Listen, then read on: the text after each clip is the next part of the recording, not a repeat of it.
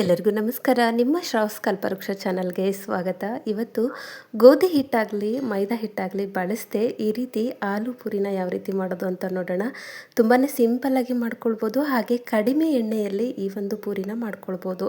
ಒಂದು ಸ್ವಲ್ಪ ಕೂಡ ಎಣ್ಣೆನ ಹಿಡಿದೇ ಇರೋ ರೀತಿಯಲ್ಲಿ ಈ ಒಂದು ಮಸಾಲ ಆಲೂ ಪೂರಿನ ಯಾವ ರೀತಿ ಮಾಡೋದು ಅಂತ ನೋಡ್ಕೊಂಡು ಬಿಡೋಣ. ಮೊದಲಿಗೆ ನಾನಿಲ್ಲಿ ಒಂದು ಮಿಕ್ಸರ್ ಜಾರಿಗೆ 1 ಕಪ್ಪಿಂದ ಅರ್ಧ ಕಪ್ ಆಗುವಷ್ಟು ಗಟ್ಟಿ ಅವಲಕ್ಕಿನ ತೊಗೊಂಡಿದ್ದೀನಿ. ಗಟ್ಟಿ ಅವಲಕ್ಕಿ ಬೇಕು ಅಂತೇನಿಲ್ಲ, ಮೀಡಿಯಮ್ ಸೈಜ್ ಅವಲಕ್ಕಿ ಆದರೂ ಕೂಡ ಬಳಸ್ಕೊಳ್ಬೋದು. ಒಟ್ಟಲ್ಲಿ ಅರ್ಧ ಕಪ್ ಆಗುವಷ್ಟು ಅವಲಕ್ಕಿ, ಹಾಗೆ ಅದೇ ಕಪ್ಪಿಂದ ಒಂದು 2 ಕಪ್ ಆಗುವಷ್ಟು ಚಿರೋಟಿ ರವೆ ಬಳಸ್ಕೊಳ್ತಿದ್ದೀನಿ. ಇಲ್ಲಿ ಗೋಧಿ ಹಿಟ್ಟು ಮೈದಾ ಹಿಟ್ಟಿನ ಬದಲಿಗೆ ಅವಲಕ್ಕಿ ಚಿರೋಟಿ ರವೆ ಬಳಸ್ಕೊಂಡು ಈ ಒಂದು ಪೂರಿನ ಮಾಡ್ತಿರೋದ್ರಿಂದ ಈ ಒಂದು ಪೂರಿಗೆ ಅವಲಕ್ಕಿ ಪೂರಿ ಅಂತಲೂ ಕೂಡ ಕರಿಬೋದು. ಇವಾಗ ಇದನ್ನು ನಾವು ಗ್ರೈಂಡ್ ಮಾಡ್ಕೊಳ್ಬೇಕು. ಇವಾಗ ನೋಡಿ, ನಾನು ಕೂಡ ಇಲ್ಲಿ ನೀರು ಹಾಕದೆ ರುಬ್ಕೊಳ್ಬೇಕು. ಯಾವುದೇ ಕಾರಣಕ್ಕೂ ನೀರು ಹಾಕ್ಕೊಳ್ಬಾರ್ದು, ಡ್ರೈ ಆಗೇ ಈ ರೀತಿ ರುಬ್ಕೊಂಡು ಬರೋಣ. ಇವಾಗ ನೋಡಿ, ಅವಲಕ್ಕಿ ಹಾಗೆ ರವೆ ಕರೆಕ್ಟಾಗಿ ಸಣ್ಣಾಗಿದೆ. ಎಷ್ಟು ಸಾಧ್ಯ ಆಗುತ್ತೋ ಅಷ್ಟು ಸಣ್ಣ ಮಾಡ್ಕೊಳ್ಳಿ. ಇಲ್ಲ ತರಿಯಾಗಿತ್ತು ಅಂದರೂ ಪರವಾಗಿಲ್ಲ, ಹಿಟ್ಟನ್ನು ಕಲಸಿ ಇಡೋದ್ರಿಂದ ನೆನ್ಕೊಳ್ಳುತ್ತೆ. ಅವಲಕ್ಕಿ ಇರಲಿ ರವೆ ಇರಲಿ ನೆಂದ್ಕೊಳ್ಳುತ್ತೆ. ಇವಾಗ ಈ ಒಂದು ಮಿಶ್ರಣನ ಬೇರೆ ಒಂದು ಪಾತ್ರೆಗೆ ತಗೊಳ್ಳೋಣ. ಇವಾಗ ನೋಡಿ, ರುಬ್ಬಿರ್ತಕ್ಕಂಥ ಅಥವಾ ಪುಡಿ ಮಾಡ್ಕೊಂಡಿಟ್ಕೊಂಡಿರ್ತಕ್ಕಂಥ ರವೆ ಮತ್ತು ಅವಲಕ್ಕಿನ ಒಂದು ಪಾತ್ರೆಗೆ ಸೇರಿಸ್ಕೊಂಡಿದ್ದೀನಿ. ಇವಾಗ ಇದ್ರ ರುಚಿ ಹೆಚ್ಚು ಮಾಡಲಿಕ್ಕೆ ಹಾಗೆ ಪೂರಿ ಎಣ್ಣೆನ ಕಡಿಮೆ ಹೀರ್ಕೊಳ್ಬೇಕು. ಹಾಗಾಗಿ ಒಂದು ಆಲೂಗಡ್ಡೆನ ನಾನು ಬೇಯಿಸಿ ಸಿಪ್ಪೆ ತೆಗೆದು ಇಟ್ಕೊಂಡಿದ್ದೆ. ಬೇಯಿಸಿರ್ತಕ್ಕಂಥ ಆಲೂಗಡ್ಡೆನ ಈ ರೀತಿ ಒಂದು ಸ್ವಲ್ಪ ತುರಿದು ಹಾಕ್ಕೊಳ್ಳೋದ್ರಿಂದ ಗಂಟುಗಳಾಗಲ್ಲ, ಮ್ಯಾಶ್ ಕೂಡ ಮಾಡಿ ಸೇರಿಸ್ಕೊಳ್ಬೋದು. ಇವಾಗ ಇದನ್ನು ಕರೆಕ್ಟಾಗಿ ಹಾಕಿರ್ತಕ್ಕಂಥ ರವೆ ಅವಲಕ್ಕಿ ಮಿಶ್ರಣ ಜೊತೆಗೆ ಹೊಂದ್ಕೊಳ್ಬೇಕು. ಹಾಗಾಗಿ ಡ್ರೈ ಆಗಿ ಈ ರೀತಿ ಒಂದ್ಸರಿ ಕಲಿಸ್ಕೊಳ್ಳಿ.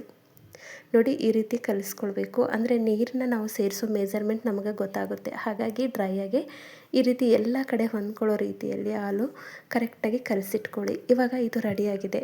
ಇದಕ್ಕೆ ರುಚಿಗೆ ತಕ್ಕಷ್ಟು ಉಪ್ಪನ್ನ ಸೇರಿಸ್ಕೊಳ್ಳಿ.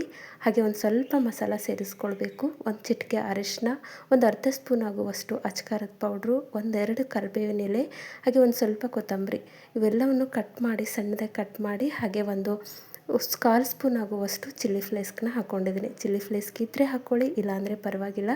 ಜಸ್ಟ್ ಒಂದು ಚಿಟಿಕೆ ಅರಿಶಿನ ಪುಡಿ ಹಾಗೆ ಒಂದು ಸ್ವಲ್ಪ ಕೊತ್ತಂಬರಿ ಸೊಪ್ಪನ್ನ ಕಟ್ ಮಾಡಿ ಸೇರಿಸ್ಕೊಂಡ್ರೂ ಕೂಡ ಸಾಕಾಗುತ್ತೆ. ಇವಾಗ ಇದನ್ನು ಒಂದ್ಸರಿ ಕೈಯಿಂದ ಕಲಿಸ್ಕೊಳ್ಳಿ. ಈ ರೀತಿ ಕಲಿಸ್ಕೊಂಡಾದಮೇಲೆ ಈ ಒಂದು ಮಿಶ್ರಣಕ್ಕೆ ನಾವು ತಣ್ಣೀರಿನ ಬದಲಿಗೆ ಒಂದು ಸ್ವಲ್ಪ ಉಗುರು ಬೆಚ್ಚಗಿರ್ತಕ್ಕಂಥ ನೀರನ್ನ ಸೇರಿಸ್ಕೊಳ್ಳಿ. ಯಾಕಂದರೆ ಇಲ್ಲಿ ರವೆ ಬಳಸಿರೋದ್ರಿಂದ ಬೇಗ ನೆನ್ಕೊಳ್ಬೇಕು ಅನ್ನೋದಕ್ಕೋಸ್ಕರ ಈ ರೀತಿ ನೀರನ್ನ ಬಿಸಿ ಮಾಡಿ ಸೇರಿಸ್ಕೊಳ್ತಿದ್ದೀನಿ. ಇಲ್ಲ ಅಂತಂದರೆ ತಣ್ಣೀರು ಕೂಡ, ಅಂದರೆ ನಾರ್ಮಲ್ ವಾಟರ್ ಕೂಡ ಸೇರಿಸ್ಕೊಳ್ಬೋದು. ಸ್ವಲ್ಪ ನೀರು ಸೇರಿಸ್ತಾ ಇದನ್ನು ನಾವು ಪೂರಿ ಹಿಟ್ಟಿನ ಹದಕ್ಕೆ ಕಲಿಸ್ಕೊಳ್ಬೇಕು. ನೋಡಿ, ಈ ರೀತಿ ಸ್ವಲ್ಪನೇ ನೀರು ಸೇರಿಸ್ತಾ ಕಲಿಸ್ಕೊಳ್ಳಿ, ಇಲ್ಲಾಂದರೆ ನೀರು ಅನಿಸ್ಬಿಡುತ್ತೆ. ಒಂದು ಸ್ವಲ್ಪ ತಿಳಿಯಾಗೇ ಇರಲಿ, ಅಂದರೆ ನಾರ್ಮಲಾಗಿ ನಾವು ಪೂರಿ ಹಿಟ್ಟನ್ನು ಕಲಿಸ್ತೀವಲ್ಲ ಅದಕ್ಕಿಂತ ಒಂದು ಸ್ವಲ್ಪ ಸ್ಮೂತಾಗಿರಲಿ. ರವೆ ಹಾಕಿರೋದ್ರಿಂದ ನೆನ್ಕೊಂಡ ನಂತರ ಒಂದು ಸ್ವಲ್ಪ ಗಟ್ಟಿ ಅನಿಸುತ್ತೆ. ಹಾಗಾಗಿ ಈ ಒಂದು ಕನ್ಸಿಸ್ಟೆನ್ಸಿಯಲ್ಲಿ ಇರಬೇಕು. ನೋಡಿ, ಈ ರೀತಿ ಈ ಒಂದು ಕನ್ಸಿಸ್ಟೆನ್ಸಿಯಲ್ಲಿ ಹಿಟ್ಟನ್ನು ನಾದಿಕೊಂಡು ಮೇಲ್ಗಡೆಯಿಂದ ಒಂದು ಪ್ಲೇಟ್ನ ಮುಚ್ಚಿ ಒಂದು ಅರ್ಧ ಗಂಟೆ ನೆನೆಯೋಕೆ ಬಿಡೋಣ. ಇವಾಗ ನೋಡಿ, ನಾನು ಕೂಡ ಇಲ್ಲಿ ಅರ್ಧ ಗಂಟೆ ಹಿಟ್ಟನ್ನು ನೆನೆಸ್ಕೊಂಡಿದ್ದೀನಿ. ಪರ್ಫೆಕ್ಟಾಗಿ ಹಿಟ್ಟು ನೆನ್ಕೊಂಡಿದೆ. ಕಲಸಿ ಇಡುವಾಗ, ಅಂದರೆ ಹಿಟ್ಟನ್ನು ನಾವು ಕಲಸಿ ಇಡುವಾಗ ಒಂದು ಸ್ವಲ್ಪ ಸ್ಮೂತಾಗಿತ್ತು, ಇವಾಗ ಗಟ್ಟಿಯಾಗಿದೆ. ಮೇಲ್ಗಡೆಯಿಂದ ಒಂದು ಅರ್ಧ ಸ್ಪೂನ್ ಆಗುವಷ್ಟು ಎಣ್ಣೆನ ಸೇರಿಸ್ಕೊಳ್ಳಿ. ಈ ರೀತಿ ಎಣ್ಣೆ ಸೇರಿಸ್ಕೊಳ್ಳೋದ್ರಿಂದ ಹಿಟ್ಟನ್ನು ನಾದ್ಕೊಳ್ಳೋದಕ್ಕೆ ಅನುಕೂಲ ಆಗುತ್ತೆ. ಇವಾಗ ಈ ಹಿಟ್ಟನ್ನು ಎಷ್ಟು ಸಾಧ್ಯನೋ ಅಷ್ಟು ಸರಿಯಾಗಿ ಹಿಟ್ಟನ್ನು ನಾದ್ಕೊಳ್ಳಿ. ಈ ರೀತಿ ಮಾಡೋದ್ರಿಂದ ರವೆ ಎಲ್ಲ ನೆನ್ಕೊಂಡಿರುತ್ತೆ, ಒಡೆದು ಹಿಟ್ಟಾಗುತ್ತೆ.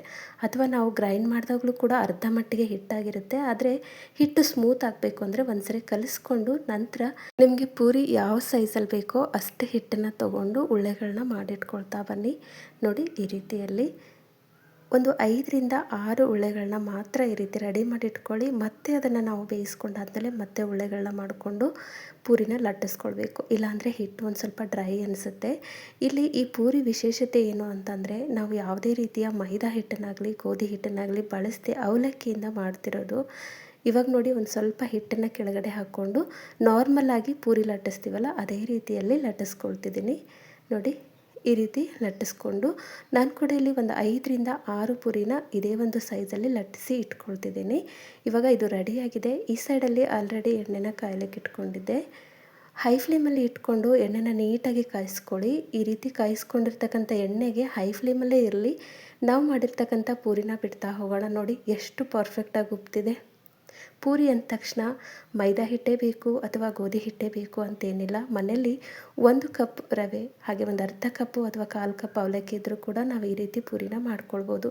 ನೀವು ನೋಡ್ತಿರ್ಬೋದು ಎಣ್ಣೆನ ನಾರ್ಮಲ್ ಪೂರಿಗಿಂತ ಕಡಿಮೆ ಪ್ರಮಾಣದಲ್ಲಿ ಹೀರ್ಕೊಂಡಿರುತ್ತೆ. ಒಂದು ಸ್ವಲ್ಪನೂ ನಮಗೆ ಎಣ್ಣೆ ಅಂತ ಅನಿಸೋದಿಲ್ಲ. ಈ ರೀತಿ ಹೈ ಫ್ಲೇಮಲ್ಲೇ ಇಟ್ಕೊಂಡು ಈ ಒಂದು ಪೂರಿನ ಬೇಯಿಸ್ಕೊಳ್ಬೇಕು.